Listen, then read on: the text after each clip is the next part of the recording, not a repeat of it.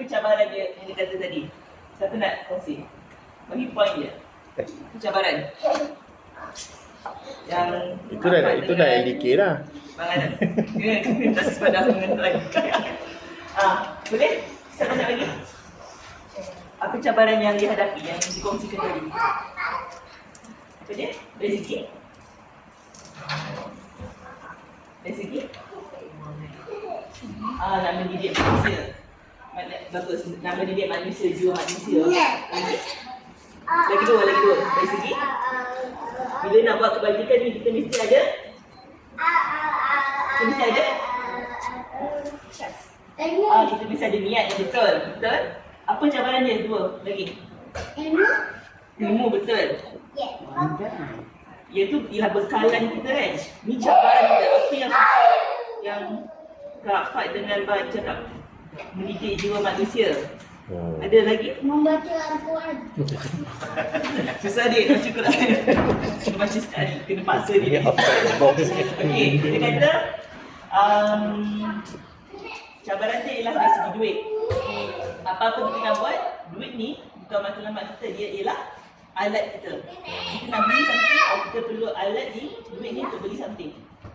Akan perlukan akan nak belikan nasi lemak ni, akan perlukan contohnya RM5. Akan bagi dia alat ni, akan dapatlah ini. Itu duit. Tapi duit boleh? Duit boleh? Cari. Duit tak ada, duit boleh cari. Sukarelawan. Macam akak memang menghadapi masalah sukarelawan lah. Sukarelawan tahu kan?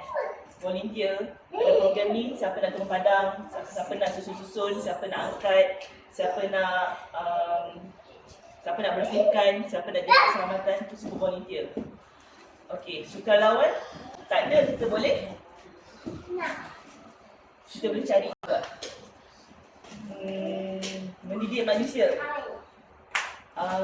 Mendidik manusia ni dia lebih kepada konsep dakwah lah kan. Mendidik manusia, kalau kita tak dapat nak didik dia, kita tak dapat nak ubah dia. Contohnya, adik ni, seorang ni X, dia merokok. Kita dah cakap dah tak boleh, haram, nanti sakit, nanti siapa nak tanggung, siapa nak jaga. Tak kesian kita dekat orang yang sayang kat you ni. Kalau didik manusia ni, cabaran dia, apa solusi dia? Apa solusi dia? Ialah kita berusaha je. Yang lain kita serahkan kepada Allah. Itu yang akak belajar lah. Jadi cabaran tu memang ada. Dan akak memang setuju dengan Kak Fad dan Mak Adik. Memang cabaran dari segi duit tak ada, kita boleh cari. Sukarelawan tak ada, kita boleh cari. Mendidik manusia, kita buat usaha kita yang terbaik. Allah je yang akan bagi daya. Allah je yang akan beratkan hati-hati manusia tu. Dan sebab benda ni kita suka, macam kita suka something, tapi benda tu macam mana pun, kita tetap akan seronok nak buat benda tu. Okay? Dan dari segi duit ke, sukarelawan, semua tu, kita serah kepada Allah. Asalkan niat betul, ada ilmu yang betul, dipandu syariah yang betul, insyaAllah Allah akan bagi kita jalan yang betul lah. Macam saya nak kongsi lah contoh bila Allah kata no, bukannya Allah tolak, tapi dia lah satu redirection. Contohnya hari tu akak nak pergi X tau, akak dari sini. Akak tahu, akak dari sini, akak jalan kaki rumah, akak dari sini. Akak tahu ada dinding sini, so akak kena dari sini tau. Akak dari sini. Lepas tu bila akak dari sini, tiba-tiba ada seekor anjing datang kat akak. Dia buka-buka mulut. Akak takutlah anjing. Satu, takut gigit akak. Yang kedua, kalau tersentuh air dia, nanti dia nak serpu. Okay? Akak memang tak nak dari sini lah, untuk pergi sini. Tapi bila anjing tu lalu akak pun pergi sini. Oh, tiba-tiba akak teringat, sini ada satu jalan yang lain. Jadi bukan Allah tak bagi kita tak lalu sini, kita capai matlamat kita, tapi Allah redirect kita. I have another way for you. Jadi bila awak tak capai apa-apa awak nak, contoh awak nak jadi doktor, awak nak jadi jutawan, Allah tak bagi. Allah sebenarnya awak redirect untuk yang lebih baik untuk awak. Okay? Dari segi susah tu, dia memang susah, tapi kita diterimalah Allah bagi macam mana pun. Asalkan ada niat yang betul, ilmu yang betul, insyaAllah akan bukalah jalan tu. Cuma yang akak boleh kongsi satu lagi ialah, untuk Allah buka jalan tu, kita kena banyak beristighfar, kita kena banyak mohon ampun lah. Sebab bila akak banyak dosa, akak memang tahu jalan-jalan akak semua tutup. Tapi bila akak bertaubat kepada Allah, dia pun terus buka. Minda kita punya bahu dengan minda kita terbuka, dan ilham-ilham tu masuk. Itu hubungan kita dengan Allah dah. Dengan hubungan dengan manusia ni, macam akak, bila akak buat baik dengan ayah akak, memang banyak lah terbuka sebab macam akak, macam abang adik dah kahwin dan ada 3 orang anak. Macam akak 31 dan masih single. Jadi kalau masyarakat luar macam, 31 tak kahwin lagi kan. Tapi bagi akak no problem lah. Cuma yang akak punya kesalahan untuk berkahwin adalah, berkahwin ini ialah, kahwin ini apa? Kahwin ni sunnah Rasulullah. Jadi akak punya kesalahan ialah untuk memenuhi sunnah tu lah. Sebab bila awak dah kahwin, one day, sepanjang awak buat ibadah, bila awak dah kahwin, sepanjang ibadah, apa yang awak buat tu semua ibadah. Allah akan bagi. Awak naik macam kalau game tu, awak dulu level 1 kan. Bila awak kahwin tu, awak buat apa, awak jadi level 5. Bahkan tinggi lah, pahala lebih lah. Okay, itu dari situ. Dan dari segi susah, akak dah kongsi lah. Macam ayah akak, macam Cik Abang kata kan, awak nak tak setiap pagi nak pergi mandi, tandas tak ada dalam rumah. Dia ada kat luar rumah, awak kena ambil air perigi. Nak tak? Nak tak? Siapa nak? Siapa tak nak? Siapa tak nak keluar setiap pagi sejuk-sejuk ambil air perigi? Siapa tak nak angkat tangan? Tak nak. Siapa tak nak? Okey, kalau nak kita lagi angkat tangan Siapa tak nak angkat tangan? Tak nak Okey. Terima kasih. Tapi ayah akak, waktu dia kecil, tak ada tandas dalam rumah. Dia duduk kampung, dia orang susah.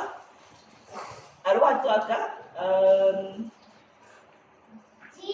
arwah atau akak masa nenek akak, ialah isteri yang ketiga. 9 adik-beradik. Isteri pertama ada anak kot. Ada beberapa, isteri kedua tak ada anak ataupun interchangeable. Yang ketiga ni, daripada ayah akak ada 9 orang anak. Kahwin okey.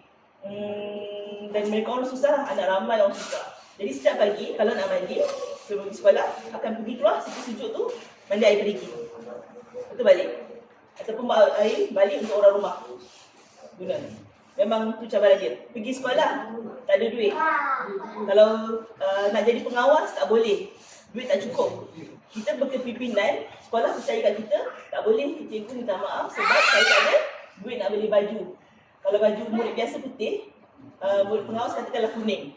Tak boleh cikgu, saya tak ada duit nak tukar baju jadi kuning. Nak tukar warna, tak boleh. Ayah akak dekat sekolah minum air apa? Minum air apa ayah akak? Minum air? Air paip lah lagi.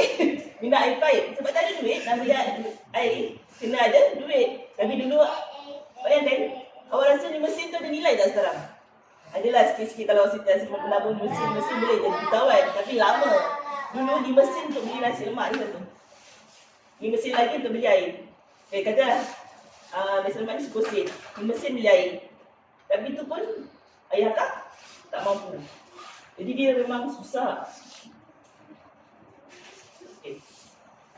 Tapi macam mana kita nak ubah kehidupan kita? Ni akan kata dia susah. Macam mana kita nak ubah? Dengan manusia? Berusaha. Apa yang akan mengubah kita? Bila kita usaha, kita perlukan usaha. Usaha untuk usaha dengan apa? Macam Syah kata tadi, usaha dengan ilmu. Awak nak dunia ni dengan ilmu, nak akhirat dengan ilmu, nak dunia dan akhirat mesti dengan ilmu. Jadi ayah akak dengan ilmu, ni dari segi platform pendidikan formal lah. Ayah akak belajar sungguh-sungguh.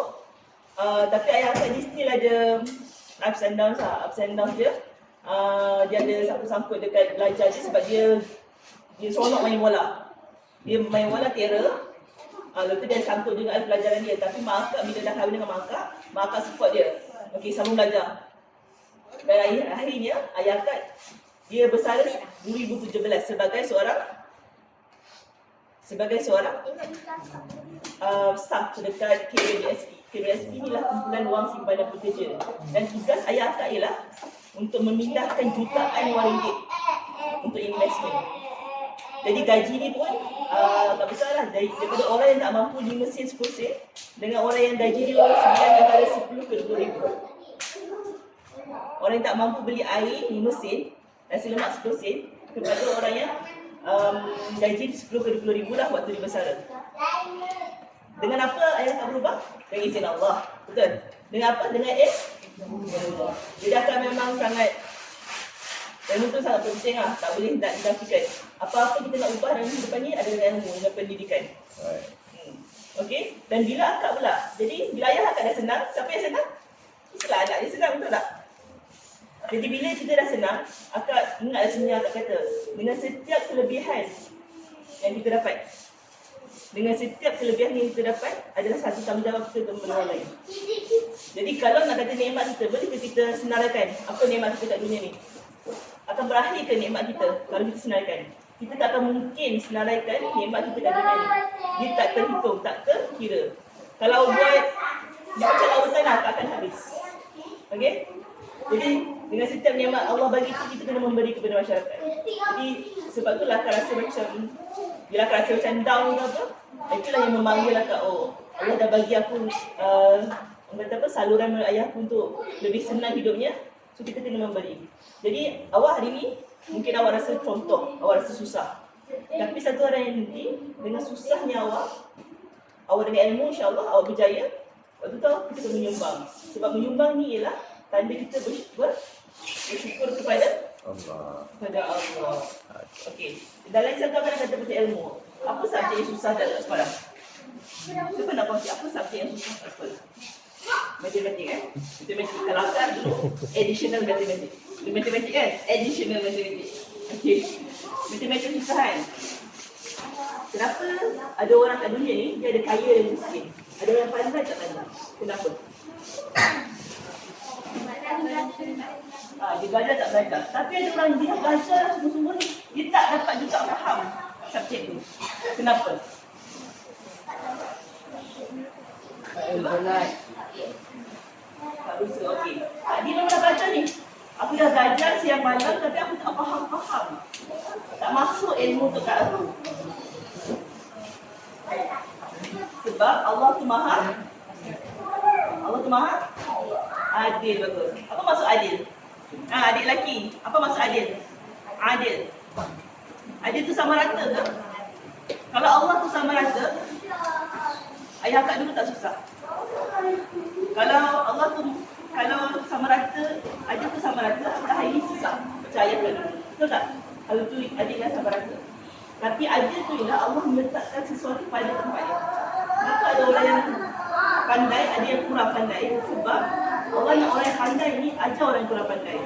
Allah nak orang yang kurang pandai ni usaha sungguh-sungguh sampai dia pandai. Bila Allah izin, benda tu akan berlaku. Kita sebagai manusia mestilah bersyukur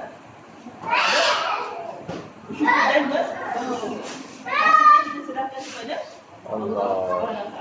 Okey, jadi itulah yang akan kongsi. Sama dah dari segi orang yang pandai, tak pandai ni dari segi akademik lah, dapat A, dapat C. Dan kaya miskin ni dari segi buangan. Jadi Allah tu maha adil dan semua orang kena berperanan lah. Kalau you ada lebih, dibagi. You ada kurang, you kena berusaha. Okey, dan bila dah berusaha, you dah jadi lebih baik, you kena bagi. Okey, itu saja. Alhamdulillah.